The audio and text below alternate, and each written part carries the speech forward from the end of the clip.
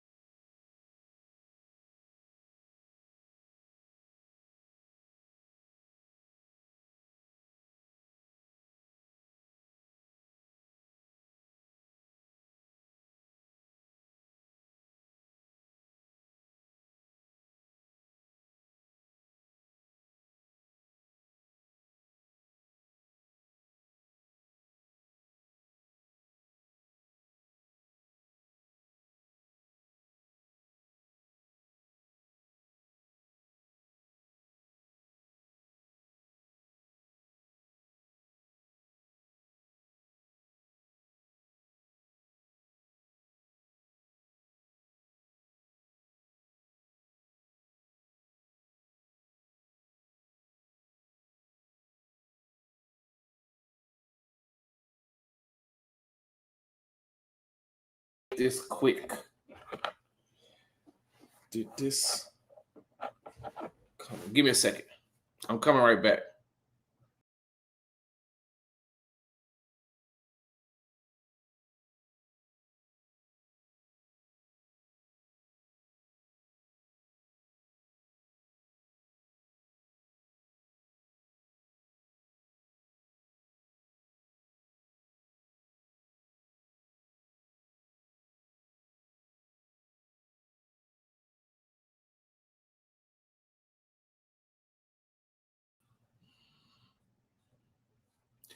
Can y'all hear me?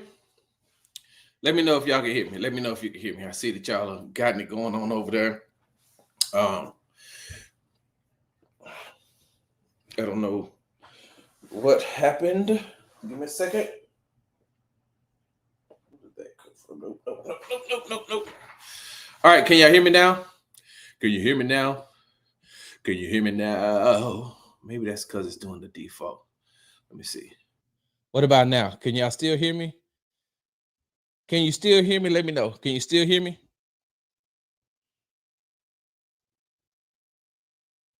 Okay.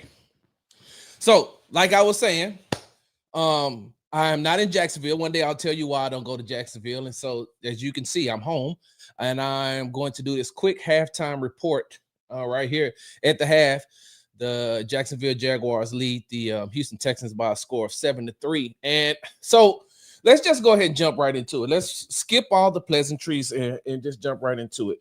You know, this offense looks lethargic. This offense looks pathetic. And we know that, right? And a lot of the blame is going to be put on Nick Caley. Rightfully so. I got it. I understand.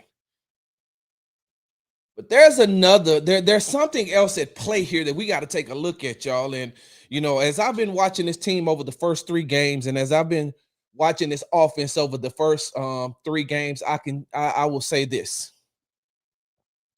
It's time we have a conversation about wide receivers coach and passing game coordinator Ben McDaniels as well. Because the one thing that the Houston Texans are struggling with over the first 3 games is what they've been struggling with since last season. They don't, the route concepts look too close together. I think they even said something on the broadcast about how the windows are so tight for CJ, and sometimes he doesn't want to make that mistake and throw the ball into those tight windows. Even last week on the happy hour, we start watching how some of these concepts, and you've seen a lot of times it was Xavier Hutchinson here and Nico Collins here, and they're damn near running into each other. And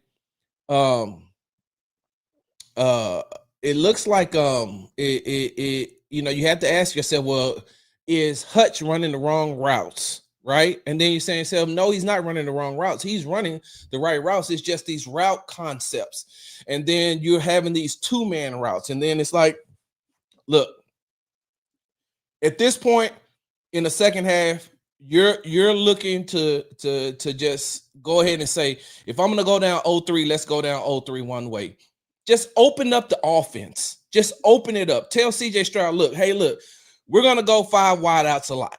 We may not be able to give you the protection that you need, but we're going to try to get the ball out of your hands as quickly as we can.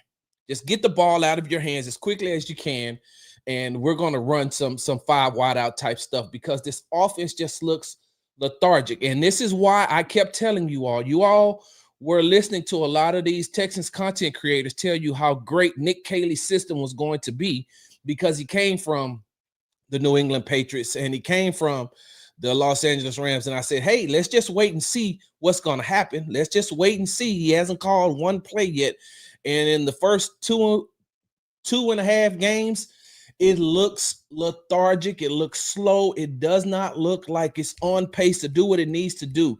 And a lot of that has to do with him, but a lot of it also has to do with the way these route concepts are being drawn up by passing game coordinator and wide receivers coach Ben McDaniels.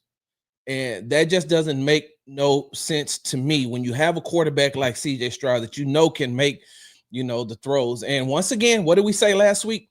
What we're seeing now is he's looking shell-shocked. At the half, he had 69 yards passing.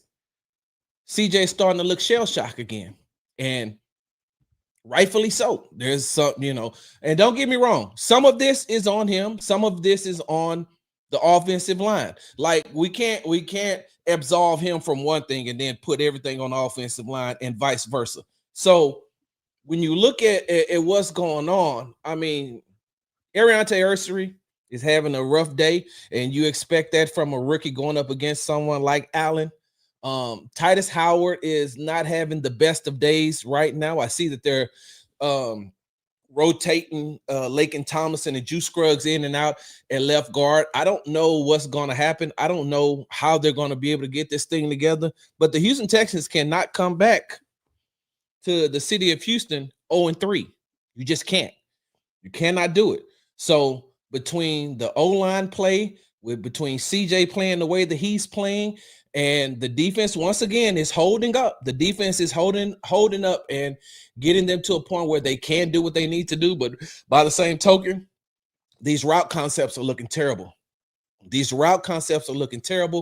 And if they're looking like that, give me a second. I'm just trying to make sure that the game hasn't started yet because I don't want y'all to miss any of the game. And this is just going to be something that's quick.